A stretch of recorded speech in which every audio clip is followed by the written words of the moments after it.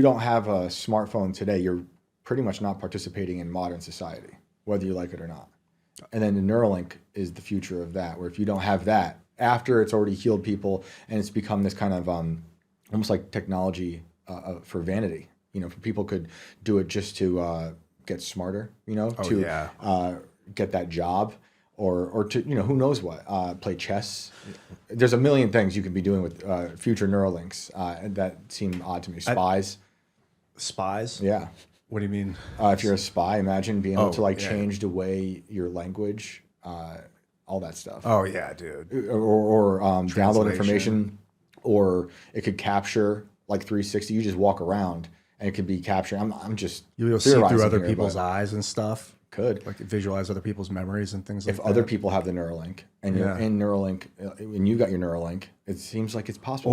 Or if the neural net can like observe other people's thoughts without them being tapped into it, which is possible too. Yeah, so like none of that sounds good to me. Do you want to have a window, a two-way window, or only a one-way window? And it's basically I'll take the two-way window because I want to observe what's happening to me. Right. I went through a phase without a phone in 2008 or 9. Mm-hmm. Well, really from 2009 to 2014, I was just broke as hell, so I didn't pay for a cellular. I had a phone without cell service, and it was horrible. I didn't have maps. I think eventually they let me have maps, and I was like, because I would have to like map out everything before I went and write it down on paper, and I was like, oh my God. And then I ended up doing Hurricane Sandy relief, and it was literally impossible to coordinate. Everything was being done on a cell phone. People were calling and texting, and I was like, I can't participate in the cleanup. I felt impotent and lost, and I just had to concede my position. They had me in a really good managerial role to like help clean up and organize where stuff was going, and I was totally incapable. Wild. And I think it'll be the same thing with like disaster relief, with just problem solving in the future. If you don't have access to the net, they're gonna be like, dude, we cannot wait 3 hours for you to send a letter to the guy. Like we need to do this in 6 seconds and move on. Right. And I do see good in terms of, I talk to people who work in science and medicine, and they love AI for what it can do for combing through, you know, equations and whatnot to figure out what's the best cure for such a thing. You know, and I'm distrustful of everything and people. You know, people are flawed. People make the AI can be flawed, but it still seems to be a great way for these people in those institutions to find some answers quickly. Whether or not they're the right answers in the end, I don't know. It's the future of people, you know, because it's like the transhumanist idea of someone like Ray Kurzweil loves the idea of a Neuralink thing where he can download his consciousness into a computer through a computer interfacing brain microchip and then live forever. If you consider that being alive still. I guess we'll have to then redefine what life is, but they want to be able to move that consciousness to another husk. You know, maybe these cyborgs that we got coming out. Kind of like, I don't think it would be him though. I think it would be like a replica, like a clone of his consciousness. Like his perception would dissipate when his body died, I think. Because I think of it as like sentient. These machines are becoming, but not conscious. Right. The consciousness, the subconscious. I was thinking about this a couple nights ago, laying in my hotel in Dallas, Texas. That's the difference between consciousness and sentience, and the subconscious. It's like a combination of a bunch of human activity, a bunch of animal. I don't know what it is exactly. I don't want to defer the word God, but like vibrating something is happening. It's not your conscious thoughts. It's like the words that come into your brain are like, what the fuck? Why did I think that? Like that subconscious. Maybe that's the sentience. That's the actual sentience. And then where your consciousness is like your forethought, your ability to create thoughts, and I'm going to decide to look at that now. Right. Whereas like the feelings and emotions I'm having about that are like the sentience, the sentient observation. Whereas the consciousness is like the descriptor, like the casing of it. It's the focused funneling of whatever was happening in the pool of the subconscious. I think the subconscious is a way to talk to God. I think that is connected to God. I think imagination can be a way to communicate with God, with a supreme being. But I think, I don't know what the future of humanity and our subconscious will be like when we're all interfacing with computers, and will it just decay? Maybe, because in this metaphor, the subconscious would be the sentience. So it would be like consciousness and sentience being subconsciousness. Mm-hmm.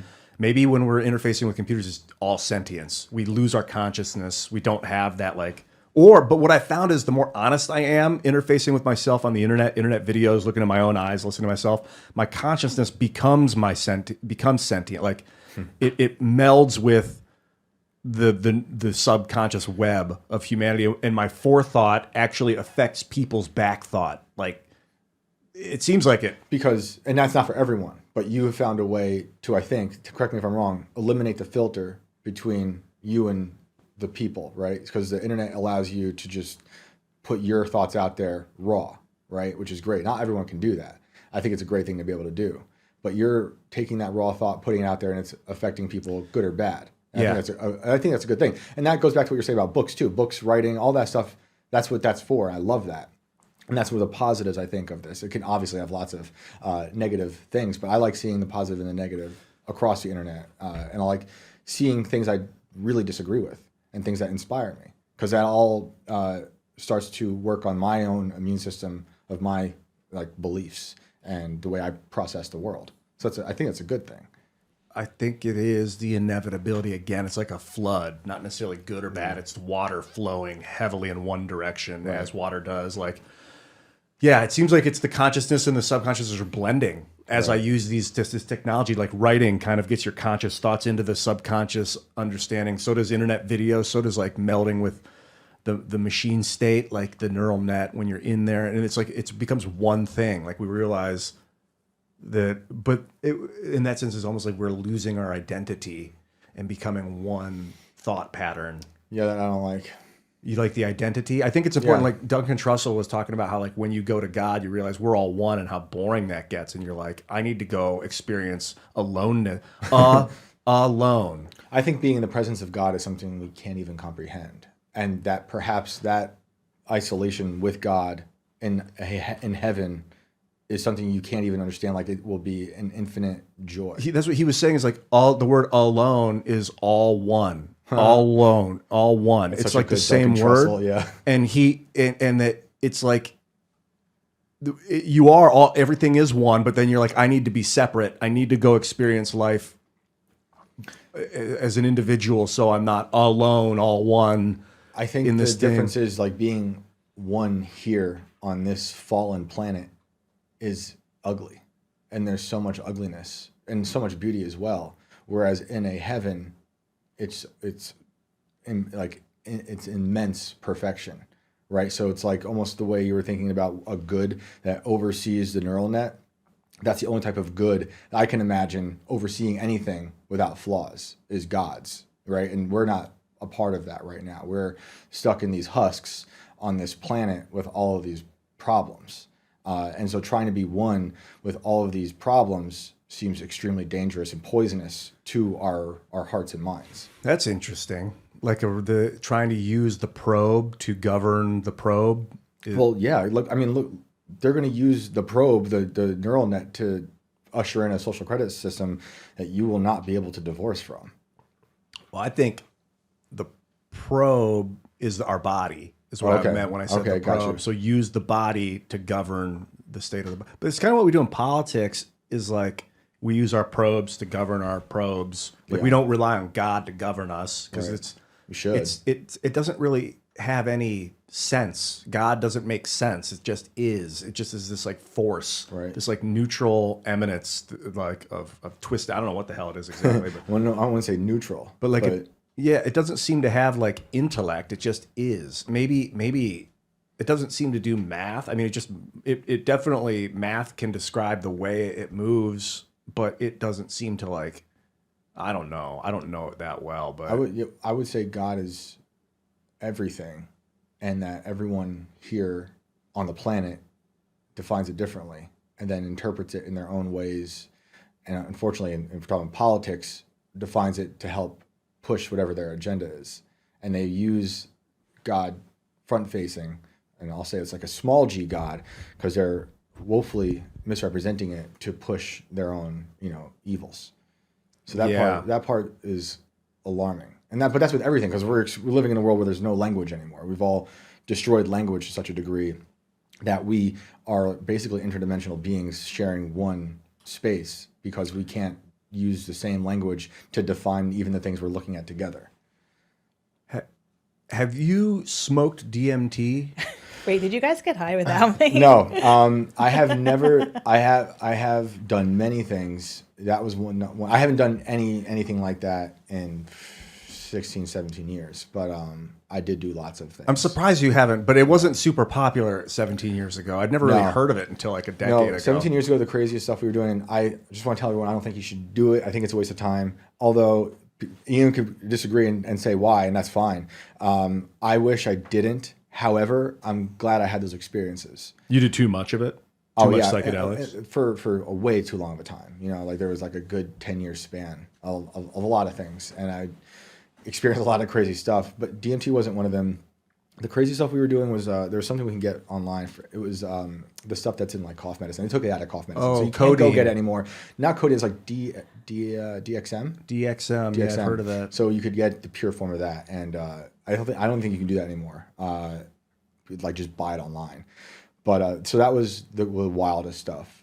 DMT, dude. That DMT, your body makes it. Yeah, You're constantly producing low doses of this dream chemical or whatever it is. And it's like, I mean, you keep talking about being with God and like being close to God and having this oneness. Even though in DMT, I didn't have like the oneness necessarily. I was there with other beings, but it was just a high frequency state. Like Machine elves?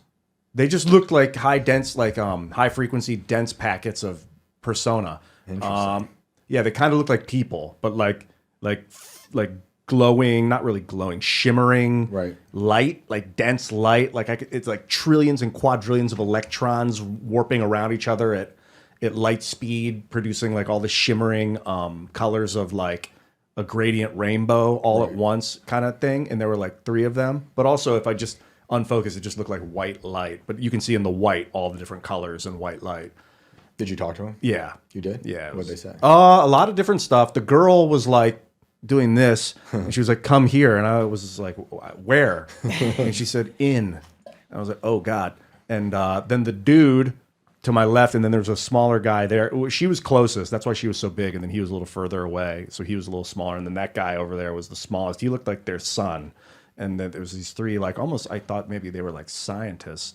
That guy, I asked, "Are you God?" And he went, "No." I was like, "What is God?" And he showed me a vortex. He was like, "We don't know, but we think it is the vortex." And I was like, "Oh, this at the center of the universe and at the center of every proton, which is apparently 2 protons revolving around each other at the speed of light, according to Nassim Haramehn's Schwarzschild proton paper." Depositing information into the vacuum of space-time and then repositing it back into the localization. And at the center is a miniature black hole of density. So there's this like tiny little vortexes all throughout, and there's subatomic spin probably as a result of all these little vortexes. And that God itself is the vortexual force, large and small. And you were looking at one of those? No, I asked him, "What is it?" This is as the visions were fading. He was still present for questions. He's like, "I'm still here if you want to ask." And it just showed me a vision of it. I say he because it was a masculine kind of energy. I asked him, and then like my vision was overtaken with the shock of the vortex for a moment. But he was like, "But we don't know. We think it's that." I stopped doing all of that because I felt like I was entering places I shouldn't be entering. I felt like it was opening doors to bad places. And this is before I even believed in God at all. At the time, still an atheist. But I was getting so much anxiety from opening those doors through the things I was digesting that in my waking life, was like, I can't keep opening these doors.